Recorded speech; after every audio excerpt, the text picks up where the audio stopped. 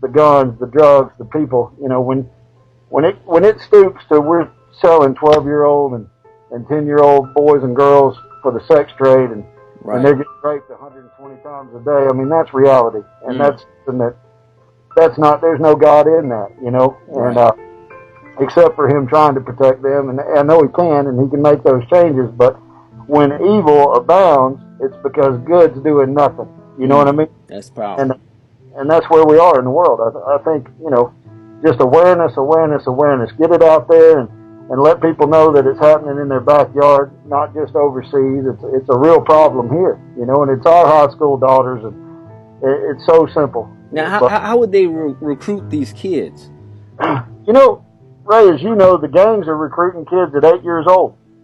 And 8, 9-year-old kids are getting in the gangs, and all it takes is a guy going up to a little high school girl or a junior high girl and saying, hey, you want to come out to a party with us? And she thinks she's going to a party, and next thing you know, they rape her and they gang rape her, and then they put a knife to her throat and tell her if she says anything to anybody or tells anybody, they're going to kill her and her whole family. And next thing you know, little girl runs away, or they just keep her in the school. That's the saddest part. They can keep that girl in one location, and she's going to end up with a label of being a slut and a whore and a tramp, when that's not it at all. She's being forced into that, you know, and we don't even see it because we're not educated to see it. That's the problem. And then from there, if they talk a kid into running away, you know, or if the kid says, I can't take it anymore, they run away, or maybe they even get to feeling safe with the gang. They think, oh, well, this is a life, but I'm accepted. I'm accepted for what I am, and I can hang out with these people, and they're going to protect me. And they get this weird sense of protection and love when it's nothing but abuse, you know?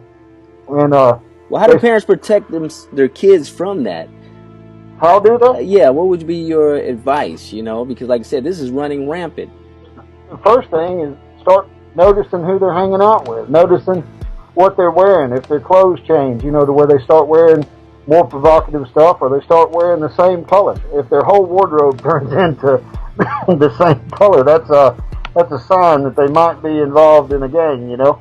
And you just got to be able to talk to your kids, you know, and have your kids feel like they can talk to you. I think that's the problem. I know when I was a kid, if I had went to my mom and said, Mom, I'm going to be a 1%er boss one day, she would have fell on her face and started praying, but at the same time, it wouldn't have been a conversation we could have, you know. Right. But with Jesus, you can have that conversation. You can go to Him and say, Lord, this is what I was going on in my life. I need your help. I'm putting it at the cross. Let's get it fixed, because it's a relationship. And parents need to have a relationship with their youth, you know, to where they can come to them and say, Mom, Dad, here's what's going on. I'm scared. This is what's happening. I'm getting, you know, with the bullying in school now is such a big thing, and the gang's a big thing, and now the human trafficking's involved. It just keeps getting worse, right? You know, but I think communication's the key, you know.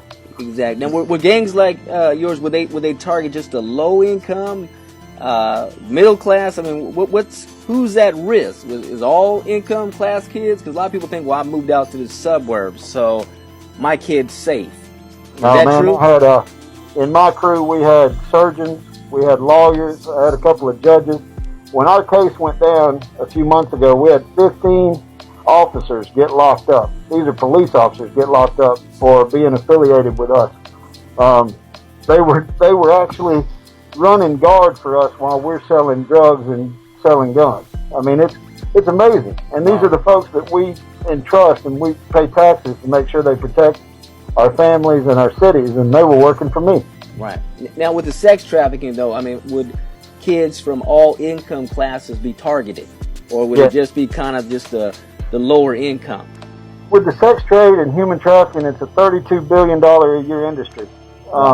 27 million kids are slaves right now, you know, or people are in that slavery. It's not just sex slavery, it's human labor, you know. They're using them to build products and just do all kinds of stuff. There's an organization called A21 that's doing some great things, and the Polaris Project doing some great things. There's organizations out there, but I think the one thing that some of them are sort of not putting an emphasis on is it's here. It's in the East Coast, it's in the West Coast, it's in the middle.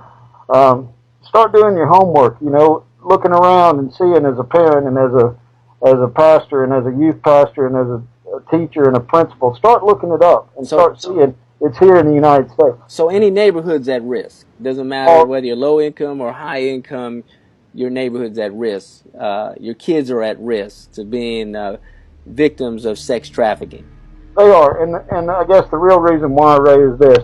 If I go out and I sell a box truck full of guns, or I sell 50 keys of cocaine and I get caught, I'm going to prison for a long time, right? Right. But if I get a girl and I put her up in a hotel room and I've got the room 3 doors down and she knows if she leaves I'm going to kill her, right? Right. And she's in there doing tricks all night just for John over and over and over, the cops come and bust her. They can't even identify what's really going on. So she goes to jail, and the gang walks away. We're free and clear. It's San Diego, it's Houston, Texas, and it's not in the hood. I mean, these things are happening right there in middle class and upper class America. And like I was saying before, the average life expectancy for these kids is 7 years, Ray. They're doping them up, getting them hooked on dope, and then killing them when they've worn them out. And that breaks my heart. I can't, that's the part I can't swallow, and I can't sleep at night without doing something about it. Right. Now, do you find a lot of satanic cults, are customers of a lot of these sex traffickers, human traffickers, to use these kids for rituals?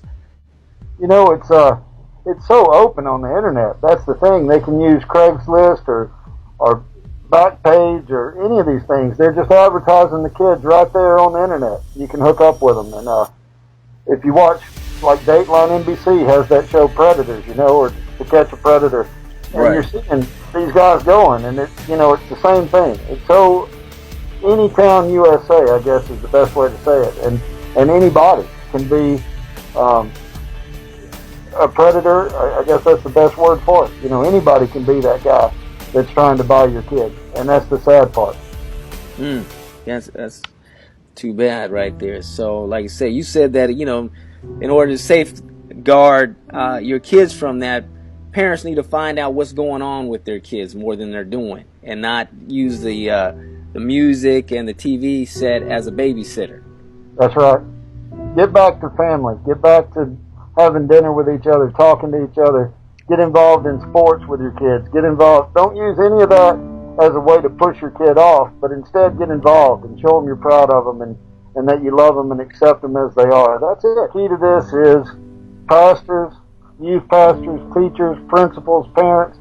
All you guys just, you need to know where your kids are, and you need to know where your youth are and what they're doing. Get involved in their life and get involved in a faith-based program, and just put Jesus as your center.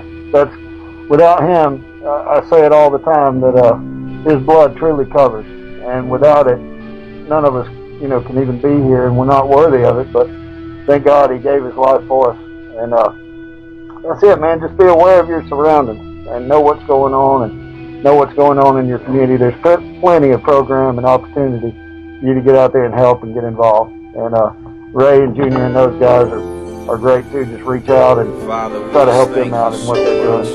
They're doing a great job. There's no name above your name. Hey, appreciate it, and God bless. Serve any other name.